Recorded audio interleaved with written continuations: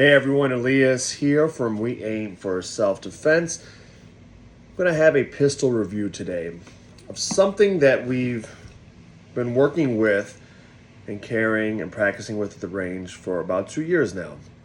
It's marketed as a budget pistol.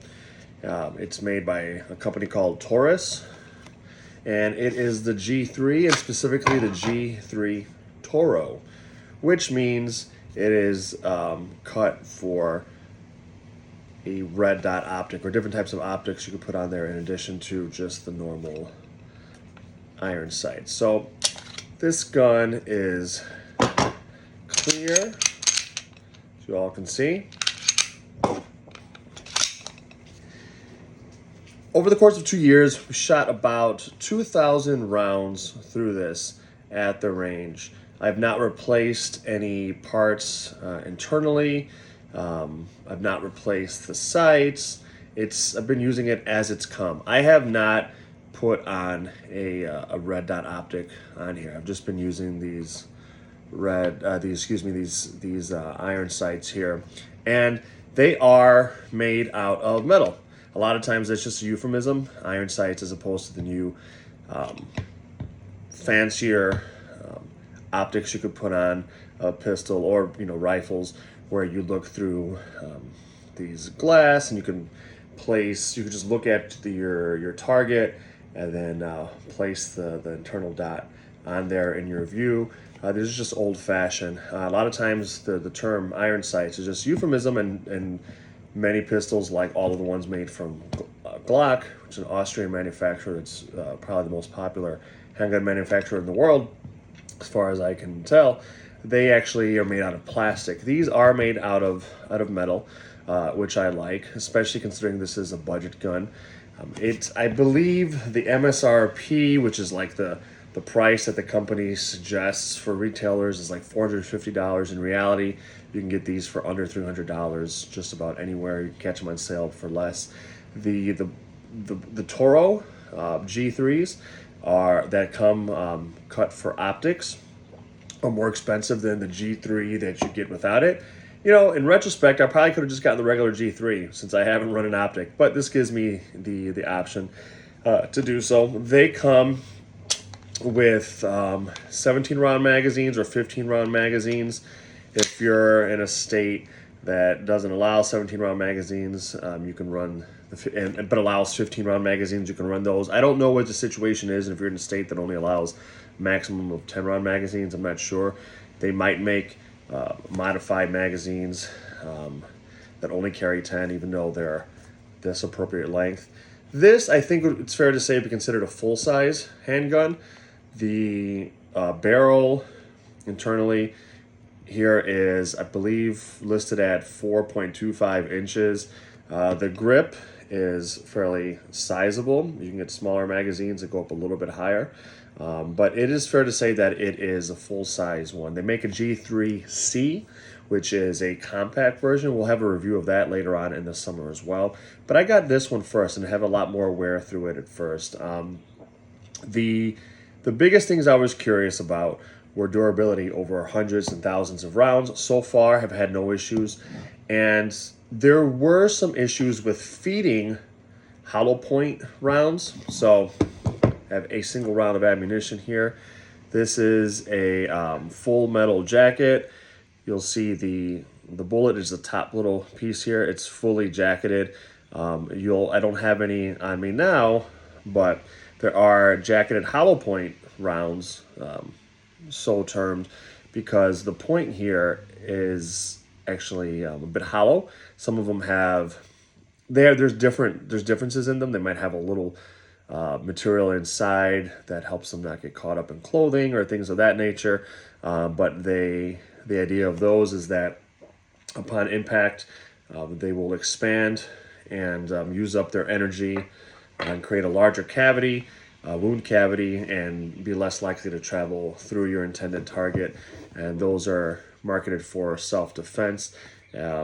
These certainly work well for killing things. Military has used those for decades, the full metal jacket. But because they're smooth and completely jacketed, they they feed really smoothly. You can't really see it into the most pistols feed ramps there. Whereas jacketed hollow point rounds that have a little dip and have some ridges, sometimes they have difficulty in certain pistols. And we initially had difficulty in feeding through ones, so put in hollow point and slowly try to chamber around by pulling the slide back and slowly bringing it through. We did have issues there. If you do it really fast, as you should, it's not really many issues. But also, just to be sure, I went and found rounds that I had no issues with at all. Jacketed hollow point rounds, we had no issues. And there's several, but the ones that I found most reliably that never had an issue racking the slide at any speed were from a company called Ammo Incorporated. And they're 115 grain. The grain is the weight. Brown jacketed hollow points or Ammo Incorporated. Never had any issues in here, right? So just to be safe, I can carry those in here. I've since put more and more rounds through. Now I don't really have any issues with any jacketed hollow points here at all feeding, right? When you're firing and upon firing, the slide goes back and then reciprocates forward. I've never had any issues with that. So I've found really no issues. All that is to say, I've had no issues with reliability with this sucker at all, which is nice because, again, it's known as a budget firearm. It's cheaper than most, not the cheapest type of pistols you can get, but cheaper than some popular, the most popular ones for certain, right? This is a polymer frame gun, so the bottom part here, this downward, is made from a polymer. The slide, this upper part here, is made from metal. The internals are metal. We have a manual safety on these. That's the way they come. You don't have an option to get them without. That's metal. This slide release is metal. The sights, as I mentioned, are metal as well. It's polymer framed, like many striker fire guns, and this is a striker fire gun. There is no hammer that you cock. There's no internal hammer. It's a striker fire gun. And the metal sights have been really nice as well. I don't need to do it, but sometimes if I've done it just for fun. I like rack it against a flat surface on the metal sights, and that's been nice. The rear sights here are blackened out, and that's supposed to help with glare in the sun. I've certainly had no issues with glare, so hopefully that's helped. The front dot is a white dot, nothing fancy. It's blackened by the carbon from many thousands of rounds of firing. So I can clean that. I can paint that with nail polish or something else if I want to make it bright. But yeah, you line up that front notch in between the U rear notch, and you don't get it too low, don't get it too high, and you're good to go. This weight here and the size of this with a 9mm, this is chambered for 9mm rounds, I don't feel much unmanageable recoil at all. I'm a bigger person, about 230 pounds, I'm 6'2", so I can handle it maybe better than some others. I like that I can get a full purchase on the pistol, right? So full purchase, all 3 fingers plus this trigger finger up here, plus space for my support hand. I feel like getting a good grip certainly helps me manage the recoil. The muzzle flip upon firing isn't too crazy either. For me and my size, this has been really nice to have in the house. Also, I carry it oftentimes in the winter months. The weight is a little heavier, obviously, than compact options, but it's manageable for me inside of holsters like this one. We'll have a review on this holster in a couple months as well. This is a newer one, has a metal clip. The first ones I was carrying with had plastic clips. They worked fine, but they lose their rigidity and their ability to clamp down, which can be unsafe, because when you have a pistol holstered and you want to remove the pistol and you're really relying on the holster staying in place on your waistband or on your belt. But I've really had no problems with this. I've been really, really happy with this. I remember when I first bought it at the store, the young man who sold it to me and said, "Hey, listen, you're going to hear a lot of bad things about Taurus because they had a bad reputation for decades of reliability and quality control issues, and it just has a bad rep." He says, "But they made a lot of changes. They have new factories. This one here was made in Georgia. Some are made in Florida, have been made in Florida. Some, they used to all be made in Brazil, I believe, which is where the company is based out of." He says they've made a lot of quality control changes. There's G series, the G2, the G2C, and then the G3 and the G3C. He said are really reliable. No one's really having any problems with them. The only reason you might not want to go with this is if you can afford something that you really like better, or if you just, you feel embarrassed because you're buying a budget gun. I didn't have any compunction or shame about working within the confines of a certain budget. And I went on his word, and I've enjoyed it, and I've had no problems with it, and I've been able to trust it completely. The grip here is pretty rough, aggressive, as they say, and I like that. I like that when my hands are sweaty, it doesn't slide around. That's really nice. A lot of Glocks, they're great pistols. They're very, very smooth here. They don't have much in the way of grip, and that's why a lot of people, just from the get-go, they start adjusting their Glocks. So the Glocks are relatively affordable, but people usually switch out the sights because they don't like it. A lot of people don't like their triggers. A lot of people add things that are inexpensive to their grip. They change a lot of things. I haven't had to change anything on this, and I like it a lot. I've had no problems. I have had no rust on the outside or on the internals. I make sure I clean and oil the pistols after every range session, and I go to the range regularly.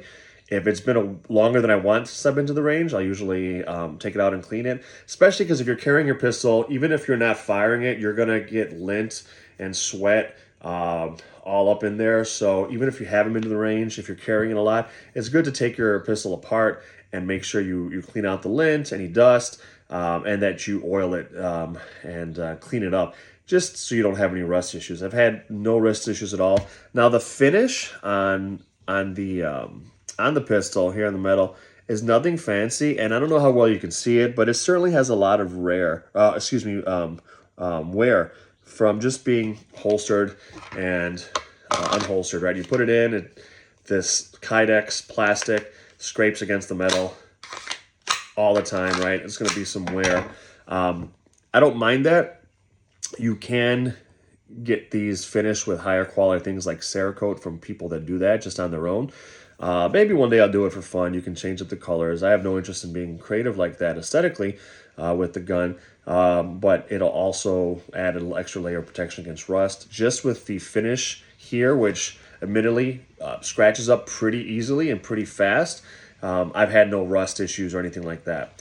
There are serrations and grooves on the back and on the front. Those are meant to get purchased to cycle your gun any number of ways that you might be doing it, right? They're pretty pronounced. They're pretty tactile, and I like that. Not all pistols have these serrations on the front.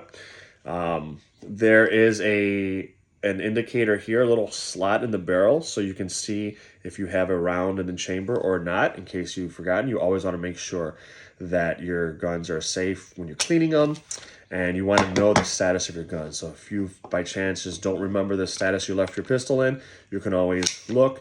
Added safety here, which I don't mind at all, is this manual safety. I keep this in the holster with the manual safety on.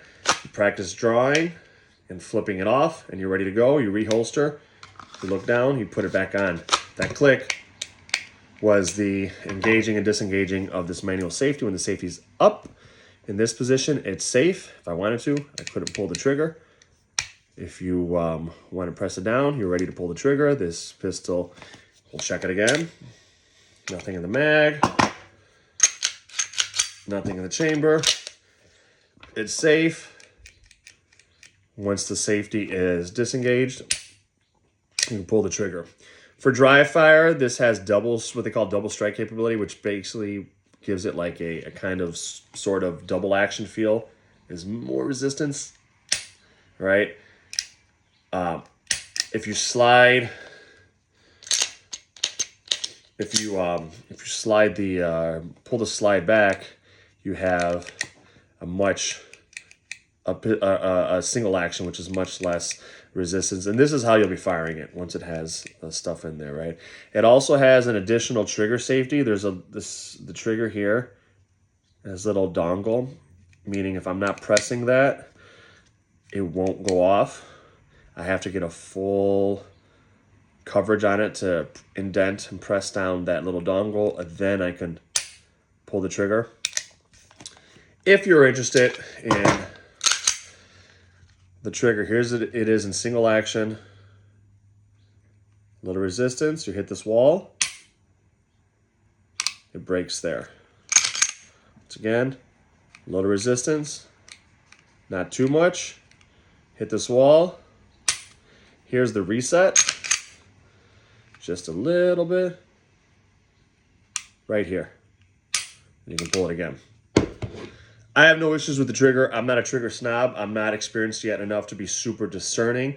It seems to be tactile to me where I know where I hit this wall and I'm going to need to press further to break through it.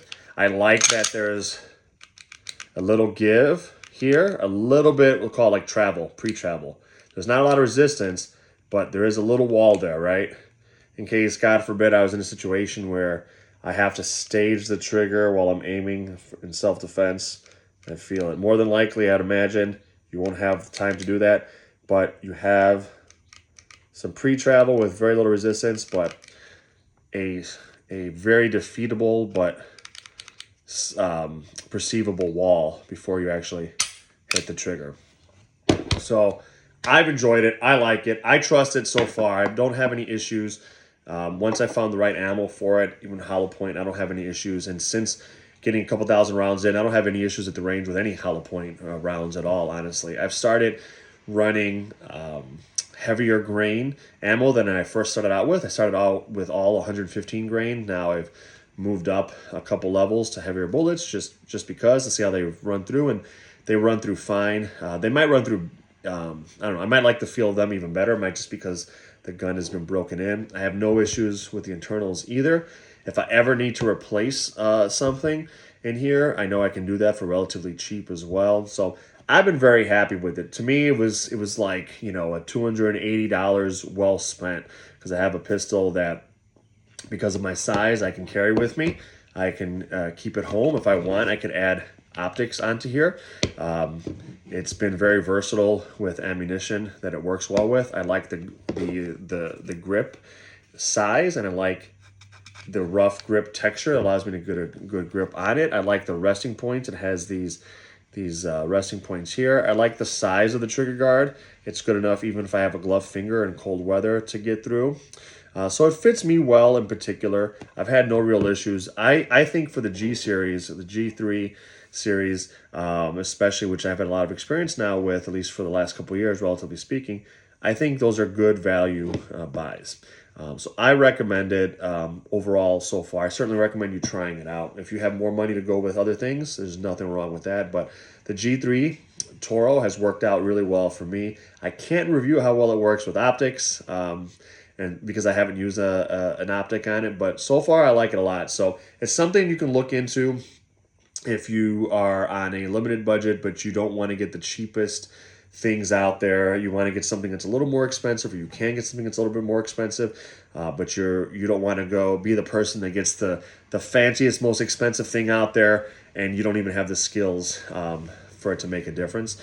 It's been as accurate as I am, right? If I'm not a competitive shooter or anything like that, I'm a brand new practice shooter, and when I line things up well, when I have good control, it has been accurate at the distances that I need to for fun. Sometimes I take it out like still pretty close, but a little further. But mostly I'm practicing at ranges that seem likely self-defense, meaning close enough where if someone were there attacking me with their own gun, I would feel I would need to fight back, but not far enough away where I'm pretending to be a sniper.